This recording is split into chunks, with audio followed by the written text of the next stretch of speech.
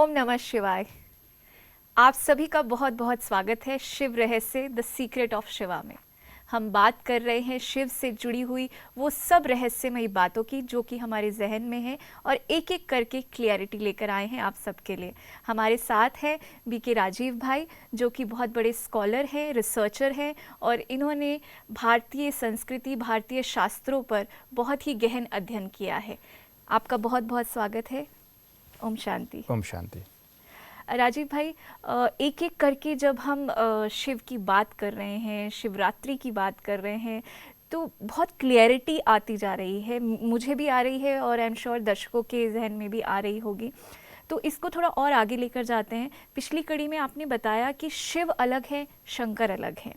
अभी तक हम शिव को ही शंकर मान रहे थे और जब हम ध्यान करते थे तो हम कहीं ना कहीं वो शंकर का स्वरूप देखते थे।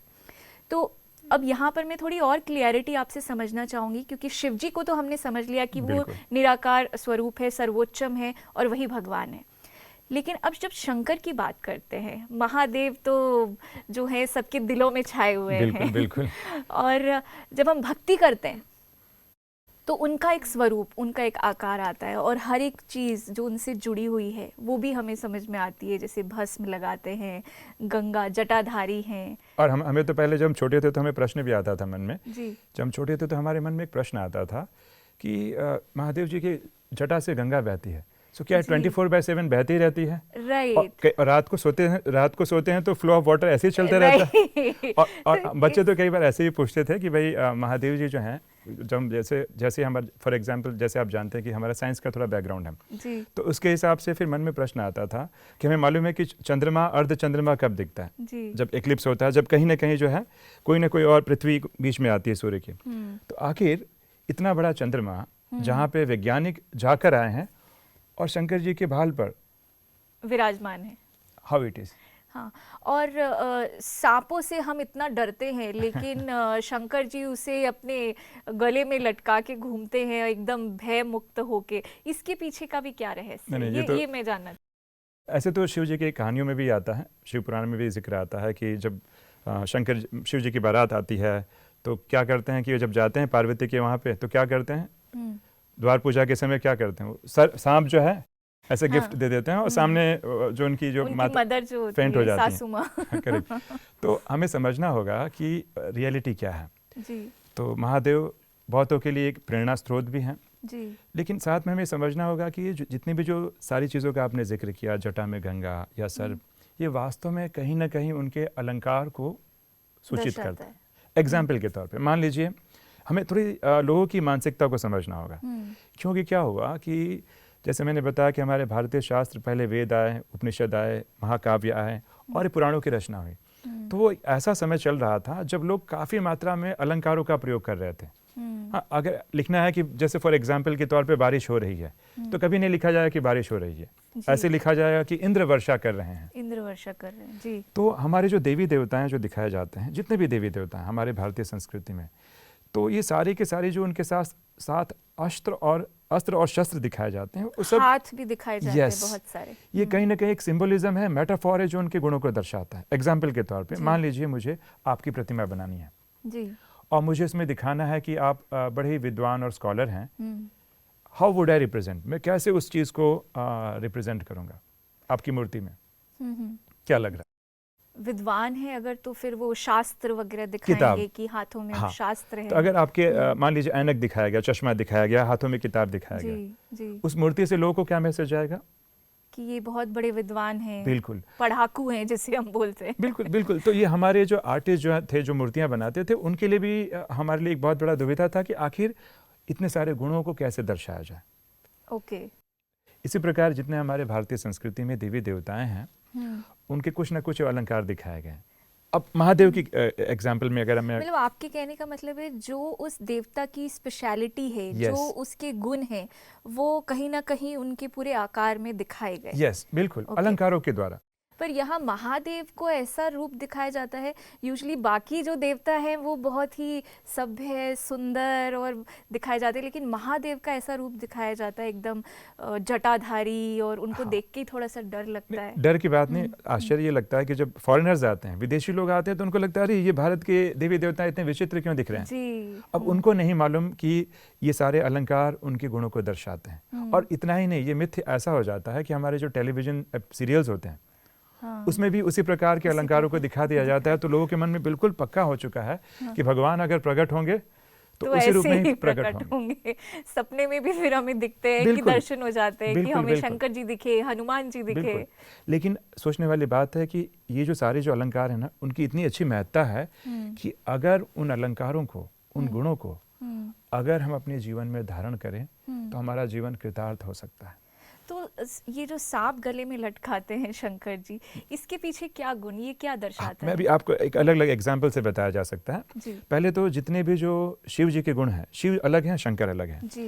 तो कई जो आर्टिस्ट थे, जो मूर्तिकार थे, उन्होंने क्या किया, या जिन्होंने शास्त्र भी लिखा, तो कई शिव जी के गुणों को उन्होंने शंकर में दिखाने की भी कोशिश की।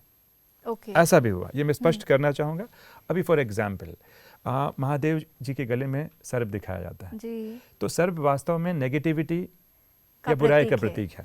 इसलिए आप रिलीजन में भी जैसे एग्जाम्पल के तौर पे अगर हम देखा जाए कि विष्णु जी को शेष शैया पे लेटा हुआ दिखाया जाता है, कृष्ण भगवान को भी वो सर पे डांस करते हुए दिखाया जाता है। अन्य धर्मों की बात करें तो बाइबल में भी बताते हैं सैटन या शैतान जो माना गया है, उस सांप को ही माना गया है जिसने हवा को या ईव को जो है मिसगाइड किया फल खाने के लिए।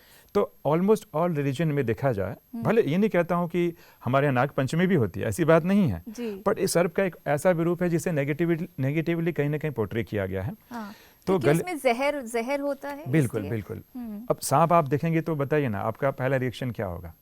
लेकिन महादेव के गले में सांप दिखाना बड़ी सहजता पूर्वक वो इस बात को सूचित करता है कि इन्होंने नेगेटिविटी को, बुराइयों को बहुत सहजता से कंट्रोल करके अपने गले का हार बना लिया है। ओह, सो वंडरफुल। तो इससे हमारे लिए एक लर्निंग है कि क्या जब महादेव इन विकारों को, नेगेटिविटी को उन्होंने सप्रेस नहीं किया, उन्होंने सप्रेस नहीं किया। बाकी जगह आप देखते हैं कि लोगों ने कृष्ण डांस कर रहे हैं एग्जाम्पल के तौर पे, हर तो ये दिखाता है इस बात को कहीं ना कहीं श्री कृष्ण जी जो है क्या कर रहे हैं, कंट्रोल। पर यहाँ पे तो ऐसा है कि महादेव ने क्या किया है, सहजता से, बिल्कुल उस शिव से शक्ति को प्राप्त, इतने आसानी से प्राप्त करके अपनी तपस्या के बल से बड़ी सरलता और सुगमता से उसे अपने गले का हार बना लिया, वेरी इजीली।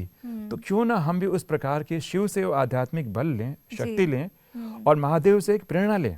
जी। कि जब वो शिव से शक्ति लेकर इतनी सहजता से विकारों को अपने गले का हार बना सकते हैं, तो हमारे लिए विकार कोई बहुत बड़ी बात नहीं है। बहुत बड़ी बात नहीं है।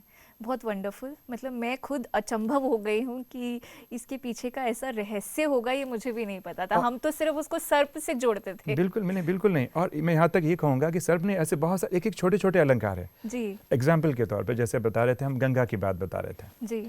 तो गंगा मतलब क्या होता है, भारतीय संस्कृति में गंगा का पतित पावनी कहा गया है। तो वास्तव में ज्ञान गंगा की तरह है जी। तो दिखाया जाता है कि महादेव ने क्या किया है, गंगा जटाओं में गंगा को जो है बांध के रखा है, बराबर ना।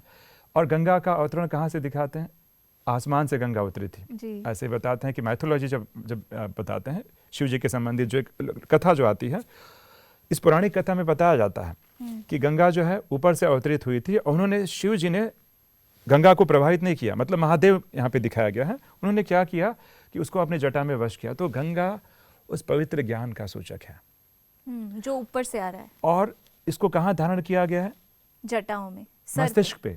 तो ज्ञान का स्रोत क्या होता है, मस्तिष्क होता है। तो उन्होंने गंगा को मस्तिष्क पे धारण किया और जटाओं में क्या किया, बांध लिया। तो वास्तव में ज्ञान, गंगा जो है वास्तव में उस ज्ञान गंगा का प्रतीक है। और एक और मैं बात बताना चाहूँगा, कई लोग कंफ्यूज हो जाते हैं, ये ईश्वरीय ज्ञान की बात बताई गई है क्योंकि there is a difference between knowledge and wisdom. Knowledge और विजडम में भी अंतर होता है। दुनिया की जितनी भी ज्ञान की बातें हैं मैं उसको रट लेता हूँ, मेमोराइज कर लेता हूँ। आज इंटरनेट पे इतनी सारी इन्फॉर्मेशन है जी। वो इन्फॉर्मेशन है। यहाँ विजडम की बात चल रही है। विजडम मतलब जो बुद्धि के द्वारा हमें कहीं ना कहीं वो ज्ञान जो हमारी आध्यात्मिक उन्नति कर दे। ज्ञान तो वो चीज़ होती है जो आत्मा को मुक्त करे, उसकी बात बताई गई है।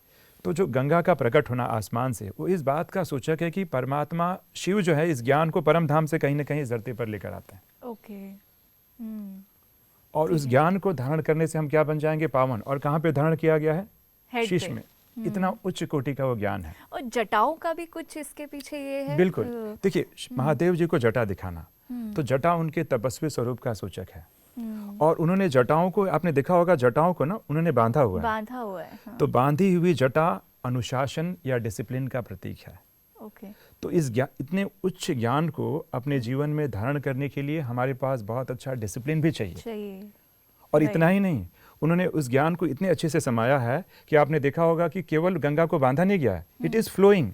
हाँ। अर्थात तो जटा से गंगा निकलकर फ्लो हो रही है। अर्थात उनके पास इतना असीम ज्ञान है कि ऐसा है कि वो ज्ञान जैसे कि ओवरफ्लो हो रहा है, शेयर कर रहे हैं। यस। उस लेवल तक उसको धारण किया गया है, केवल अपने तक सीमित नहीं रखा गया है, लेकिन वो जैसे उस जटा से फ्लो हो रही है और पूरे समग्र संसार को पावन बना रही है। राइट। तो ये उच्च कोटि के ईश्वरीय ज्ञान का प्रतीक।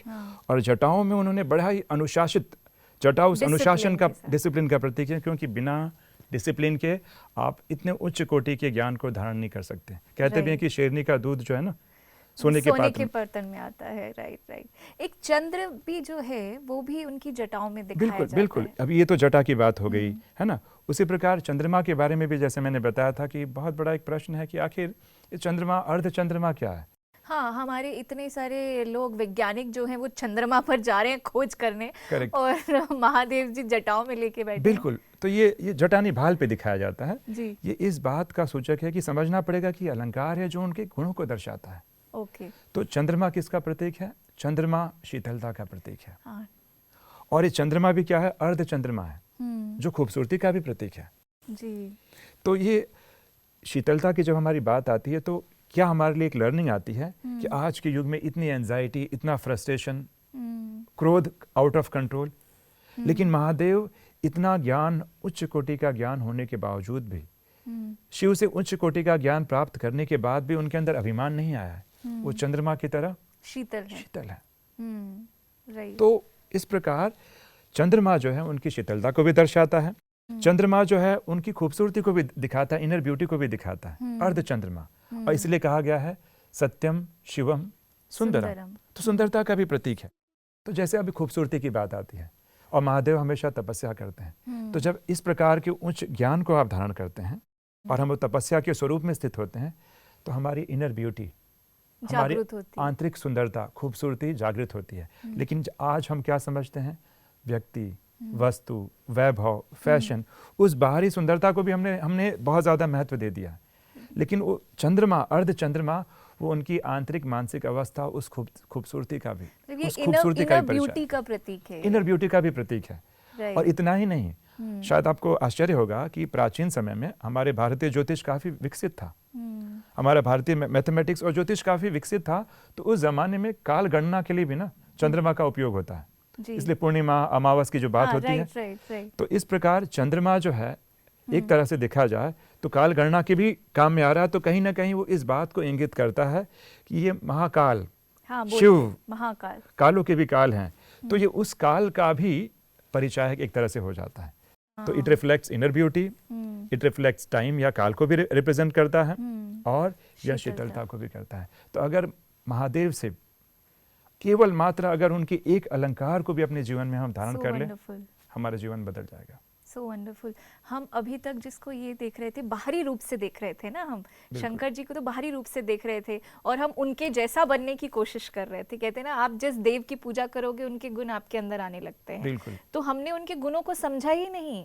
एक बड़ा आश्चर्य की बात आती है कि हम भगवान के पास क्यों जा रहे हैं जी। क्या हम उन चीज़ों के लिए जा रहे हैं जो चीज़ें विनाशी हैं? जैसे हमने बताया कि कोई भी व्यक्ति, वस्तु या वैभव हमें लंबे समय का सुख नहीं दे सकता है।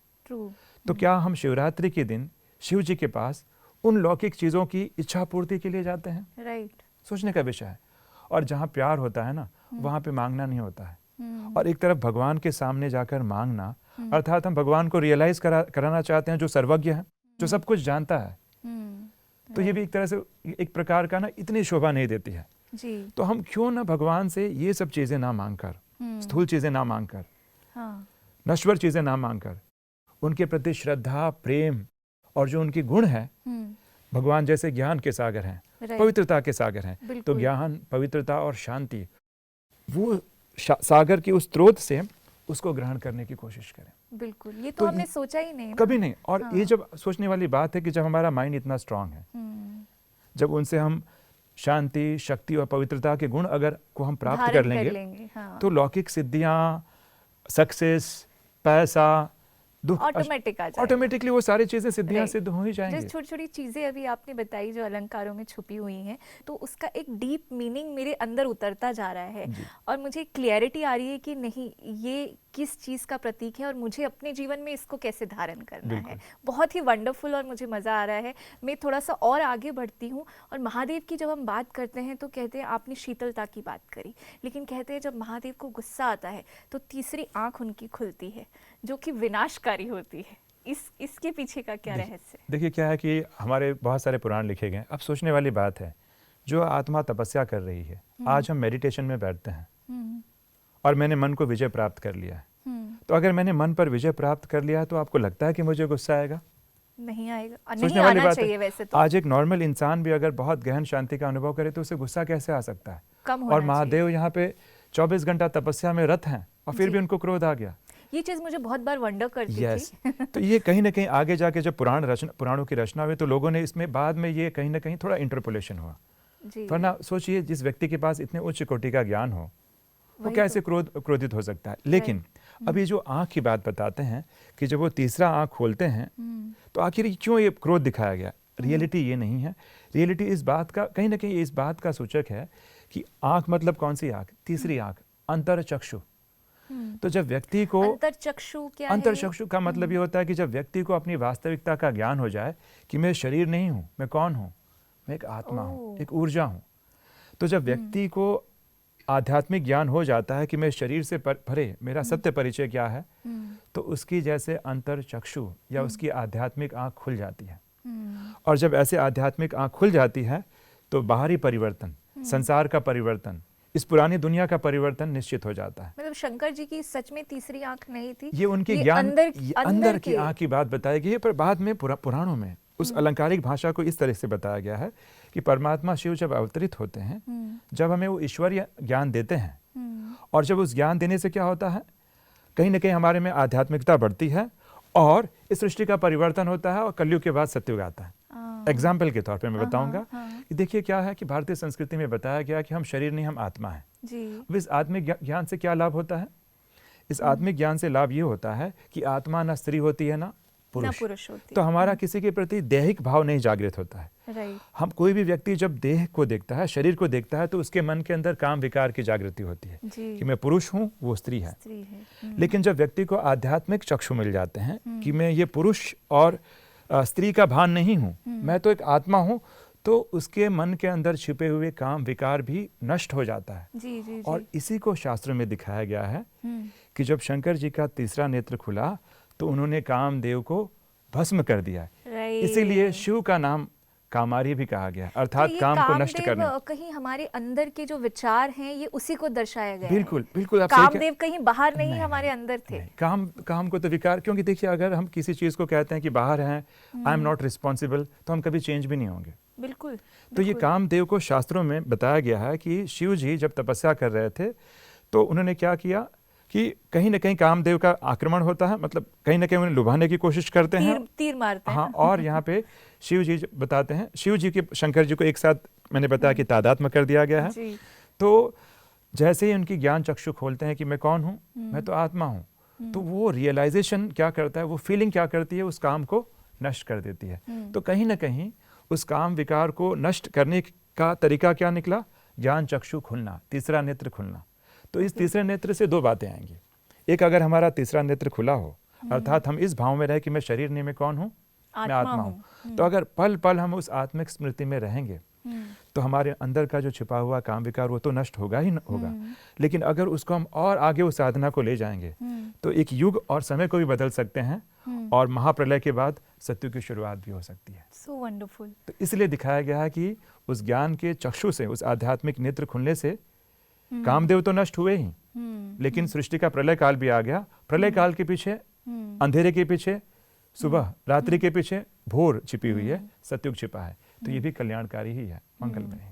राजीव भाई कितना वंडरफुल है, मुझे ऐसा लग रहा है कि मैं आपसे बात करती रहूं और भी इसके रहस्य को जानती रहूं, पर हमारे पास समय कम है, लेकिन इसको हम आगे ज़रूर जानेंगे कि और कौन कौन से रहस्य हैं जो महादेव से जुड़े हुए हैं, शिव जी से जुड़े हुए हैं, हमारे खुद से जुड़े हुए हैं। तो आज की जितनी भी चर्चा रही बहुत अच्छी रही। फिर मिलेंगे अगले एपिसोड में। ओम शांति। ओम शांति। तो दोस्तों, जैसे धीरे धीरे एक एक रहस्य खुलता जा रहा है तो मेरी आँख भी खुल रही है, मेरी एक समझ जो है वो आती जा रही है। एंड आई एम श्योर कि जब हम इन चीज़ों को, इन रहस्यमयी चीज़ों को बाहरी रूप से ना देखकर उसके पीछे की जो वास्तविकता है उसको समझेंगे तो अपने जीवन में एक बड़ा बदलाव लेकर आ सकते हैं। ऐसी ही और कड़ियाँ आप सबके लिए लेकर आएंगे। तब तक के लिए ओम नमः शिवाय।